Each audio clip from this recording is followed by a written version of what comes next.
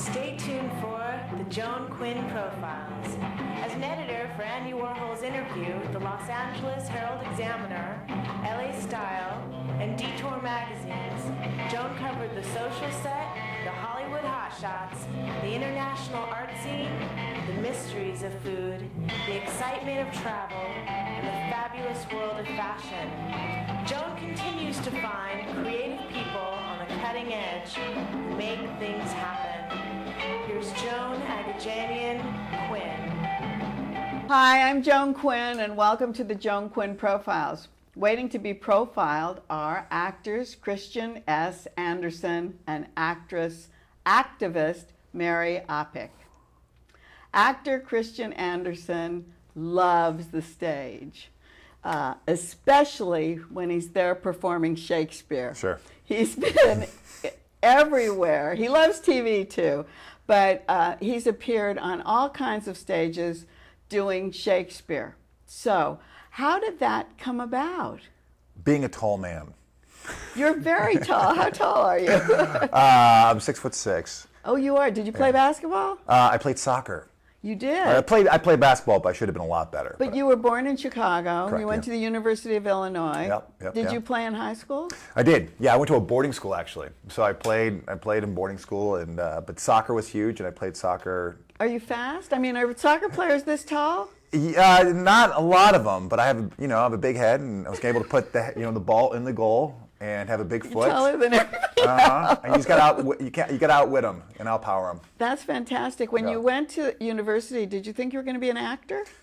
Yes, I went to university for acting. So I got a BFA in you acting. did. So I got all this great training, which really helps a bunch. And when you were away at school, was it acting as well? At boarding school? Uh-huh. At boarding, yes. But at that point, I probably thought I was going to go into business. So it was either one or the other. Is there any acting in your family? My mother actually was an actress, and then she decided to go to law school. My sister was a violinist. She decided to go to law school. So you have the arts in your background? And everyone went to law school. But they're so smart. My dad was a pianist. He went to law school. You're kidding. So they're all waiting for me to go to law school. Is that where we're waiting for you to go next? Right. But you've been on TV. You've done Will and Grace and The Young and the Restless and film. Have you done film work? Yeah, a lot of stuff that's going to be more on the festival market, but most of the high exposure stuff has been sitcom. I think the interesting thing besides the Shakespeare is that you are doing these pilots. Right. And I mean, they're very glamorous, aren't they? Yeah, I mean, they're fashion. Yeah. Recently, I started working as a host too, as a network host. That's what I thought. Yeah. So how does that happen? I went on an audition, and I thought it was going to be out here in LA, and it turned out being for the Home Shopping Network in Tampa.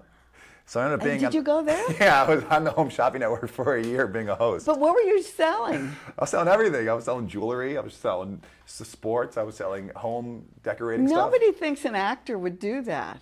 But it was like an actor's job in a way, isn't it? Yeah, you're working for a year straight. You're working every day as live TV. Did you live down there? Yes, I sublet my place out here. I went out there. It was a trip.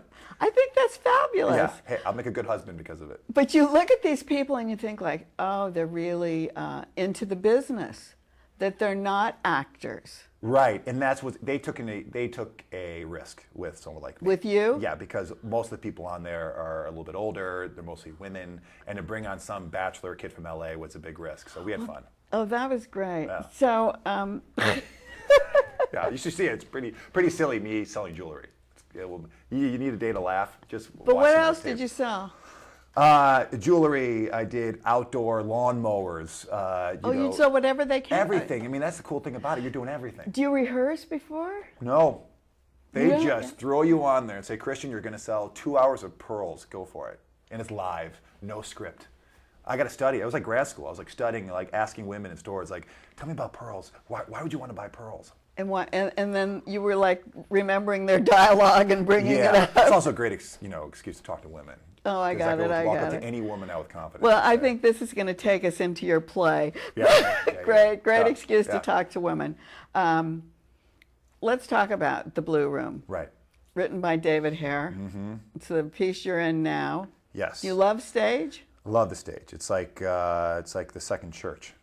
It's such an artistic home. And what's so great about it compared to TV? Because there you were live on TV every day. Right. You said they both have extreme amount of excitement and gratification, but the stage, there's something spiritual and Is something. it? Oh gosh. You get in another zone? Yes, you have the live audience, of course. Yeah. That's just there, and they're a part of the play, and you're vibing off of them. You get 6 weeks of rehearsal, sometimes 4, sometimes 3, depending on the production. So that's a luxury? You know, yes. I mean, at TV, you might get 1 rehearsal, and there you go, and good luck. I see. You mean on the TV work you've done? Yeah, I mean, with sitcom see. work, sometimes you get 3, 4 days of rehearsal, maybe just 1 day, but you get 6 weeks to really explore your character and on stage. It's much more of a collaboration, and in the theater, it's really, a lot of it's about the actor. So as an actor, it's nice. Do you live that part all the time? I mean, you're talking about 6 weeks of rehearsal. Yes. You do have more opportunities to try a lot of different techniques if you get into the whole, method Do thing. you? And then Sometimes, how are the words of David Hare? Because you play 5 characters, Correct. right? Yes. He is one of the best playwrights out there. He's an actor-friendly playwright. He will direct you from the words. Is that right? Everything you need to know about your character is right there. So they're easy to say. They're easy to say, and it informs you extremely well. You're like, oh, okay. And there's only 2 of you in the play. Correct. The Blue Room. The Blue Room, yes. Directed by? Alina De Santos. And does the director also do the same, take the words from David Hare? Yes, Alina's very good about saying this is exactly what your character is. It's in the script. Just listen to the words, listen to what he's saying. So it's very calming as an actor. You can really trust. When you have a good playwright like that, you're in awesome hands. Just trust. Tell us about your co-star. Christina Dow, she's awesome. We have to have a tremendous amount of trust. And Talking about trust, I know, that's why I we're going to be said literally it. naked at some points on stage. Hopefully through lighting, the audience won't have to see too much. But yeah, I mean, we have to be vulnerable and trusting and loving and completely into each other. And do you rehearse together all the time? Yes, every day. Every 4 day. hours. Yeah, 4 hours a day. We're now getting to rehearsals where we're in our underwear. Is that, you haven't quite gotten all the way? Yeah, Is it like, this is interesting Yeah. because is it step by step? Yes, exactly. And we'll have a set rehearsal like this day, the clothes are coming off. And if you feel moved, sometimes in the heat of the moment, you'll just tear off your clothes and go for it. But it's always got to be about the story. It can't be about the nudity. Right. But people always know what this play is about, and they know that it's 2 characters playing all different roles. Yeah. Which one of your roles do you like? And what kind of guys are they? Well, I mean, one's like this New York cab driver from Queens. So, Is he naked? His pants come down a little bit. I mean, it's all very tasteful. It's Yeah. extremely No, I'm tasteful. just wondering because But that doesn't sound very good. Yeah, yeah. Who wants to see a cab driver take off his pants, baby? All right. Right, belching and stuff. Woo. That's great. There's a politician who's cheating on his wife, and it brings up a lot of stuff that's going on right now. That's new. Right. So that's very period friendly. So that actually, you could do a lot of research on that, couldn't There's so you? many guys for me to look at. Yeah. And study. So that's a politician. Who else? There's an aristocrat, and right now David Hare was commenting on the aristocrat right out in England who's kind of losing his power. They don't have that automatic vote now in Parliament. That's right. Yeah, so now he's dealing with that identity. But So you can look to the everyday news Yes. for what's going on. Yes, and that's what you have to keep it current because you want the audience to identify with all your characters. Your director, Alina De Santos, was an acting coach. Mm-hmm. Does she help you with any kind of acting tips? Tremendously. She Yes? is an actor's director. Yeah, she will give you the guidance and the right minimal. A good director can give you just 4 or 5 words, read you and know, Christian, try this. And you're like, okay, awesome, let's do it. And then you did it and it works? It helps. She It reads you helps. very well. How do you change your characters? Because, I mean, how long are you a cab driver? For how many 2 minutes? scenes, it's probably 15 minutes. So it's 15 minutes, that's a lot. And then you Yeah. have to change into a politician. How do you do it? How are the changes? Like the cab driver, I go into a student who graduated from Choate, from a boarding school, which I can relate to. Yeah, which you can relate to. But I think a lot of it. And then what do you do? Change clothes? Does the lighting change? Clothes will definitely help, but in actor schmactor terms, it's sort of like sometimes you find your center. They talk about finding your center. Yeah. So we all lead from different centers. So if the cab driver leads from down here in his gut, the student might lead in his chest. So that affects the voice. Oh, I And it's just see. these little simple things, and also what your character wants. So if the student's going to want something different in a viewpoint in life than the cab driver, and that just helps you as a human being say, okay, now I'm going into this way of looking at life, as opposed to be like, I'm becoming this character. It's more or less a different view on life. But is this what you learned in acting school? What acting classes did you take here? Did you go to any acting? Trained over at the Larry Moss Studios. Oh, I see. So all that stuff from school, from training, is extremely helpful, especially for something like this. And then did that kind of acting class help you when you were like ad-libbing, when you were on TV? Oh, you you mean like when I'm hosting? Yes, yes. Or is it your real personality? Is it acting or is it real personality? I think it's all going to be all blended into one. You know, I've booked hosting jobs because they're like, he's also a stage actor. He knows how to hold his own on a stage and deal with people. And so that all helps you be confident and have people skills. You have to have decent people skills. You have to love people to be an actor. You know, you have to be invested and love humanity. So love telling stories, and people are involved. You are telling stories, aren't you? Yeah. Have you ever thought of writing for yourself? I'm writing a one-man show right now. Oh, good. Are you? Yeah. But that's like a real psychological drama, isn't it? No. It's actually pretty funny.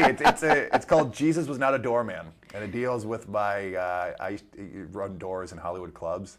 Did you? Yeah. Well, you were big and tall enough. Yeah, so dealing with like being part of this world of sex, drugs, and rock and roll, but also trying to go to church the next morning and trying to find the balance and the understanding in that. Oh, I love it. Will you call us when that goes on the stage? Yeah, absolutely. Yes. Yeah, a lot of fun. Okay. Thank you so much. Absolutely. Come to the show. We're going to see you. I'm going to see you. At the Odyssey. Yes. Starts March 25th. At the Odyssey. Yeah. On the weekend. Oh, Tuesday through Saturday. Thursday, Friday, Saturday, Sunday. Right. Okay, great. Thank you. Yeah, you got it. And don't go away. We'll be right back with Mary Apick.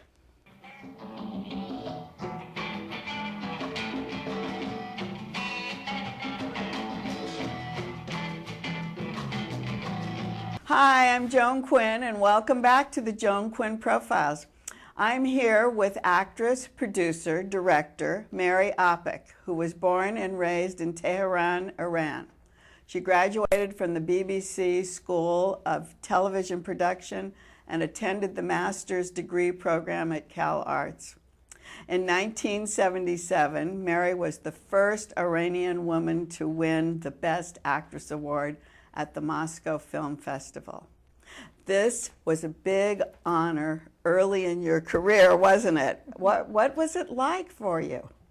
Well, I was very young at the time, and it was very exciting, thrilling to have received such an amazing award and being actually the first woman in Iranian cinema's history.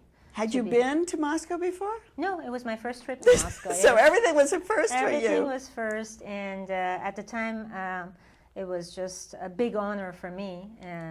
The Moscow Film Festival is usually 10 days. They showed my picture on the second day, and after that I couldn't get out of the hotel because of the swarm of reporters, and they wanted to do. Is that right? Yes, they were very impressed with the type of the work that it was done. It was a very unique picture. Coming from Iran, particularly because the focus of the picture was a woman. Which is not... Yeah, at the time, particularly at the time, but, you're talking about 1977. However, women were doing very well those days within cinema and art. It was nothing like what we have had experienced this past 3 decades through the atrocities and all that. But at that time, even a woman carrying a picture was unusual because it was a very male-dominated industry. So it actually was good for women, and then it and everything went down. Broke down after. Yeah, so that step on its own, and it was a picture which was based on a 2-page short story of Anton Chekhov. Oh, it was. And it was changed into a physical screenplay, but it was adapted through the social system of Iran at the time under the Shah. So it was a very, very unique, different artistic picture, and it was very well received in Moscow Film Festival. The head of the jury was Franco Zeffirelli. Is that right? Yes, and he came to a Kremlin at the end of the award ceremony, and he asked me how old I was because he thought I was very young to be receiving such an award from Iran, particularly. Well, you were, and also at that time it was a Soviet. Yes, it was the Soviet Iron Curtain, and I see. So that even made it tougher. Precisely. But now, 2009, 2010, AFMA in Los Angeles gave you a film award. Yes. Many years later. It was a special award, right? Alex Kolognomos, who runs that festival. Yes. And what was that for?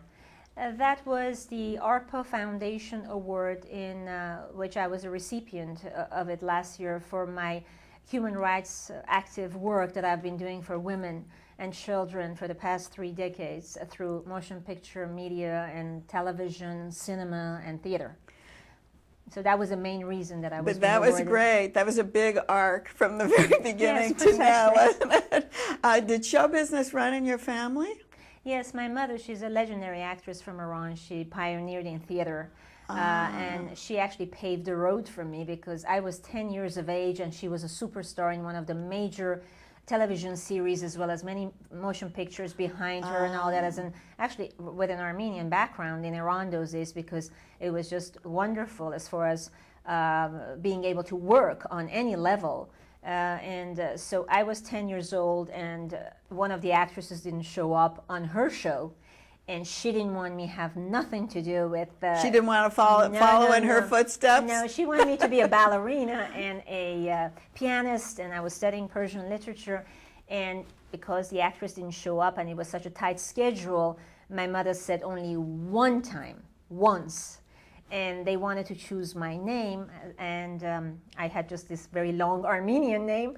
And I just said, what about Mary Apick? Meaning my mother's first name became my family second name, right? So that's how, and then of course one thing led to the other, and the rest is history. But so you did a lot of TV and a lot of theater in Iran. Yes. So you were following in her footsteps. I did. Did she continue?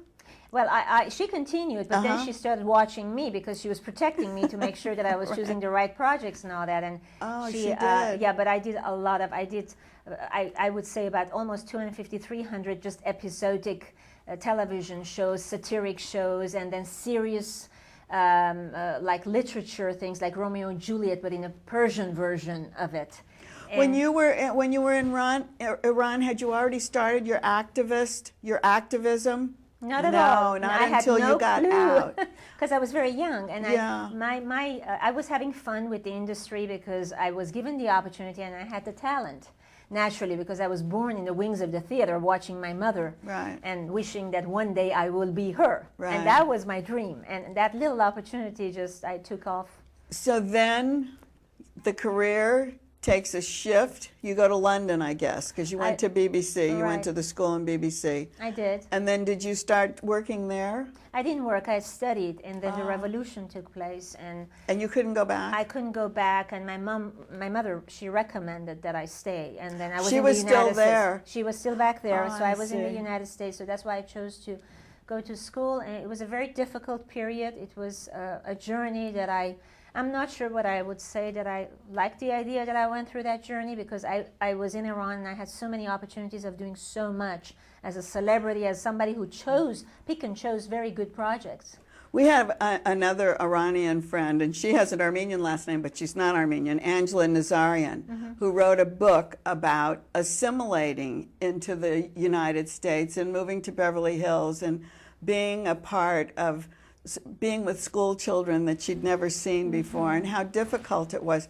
Did you have difficulties as well? Initially, when I came, well, because I was very young, I was more resilient. Maybe. So it was.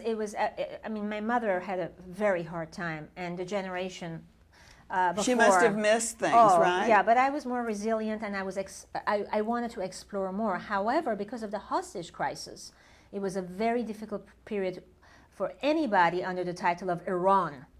And so it initially was extremely difficult, and then it continued, I guess. Yeah, till it was resolved. And once you got here and you got married and had a family, you were married to Bob Yari, a very, very well-known person, Oscar winner.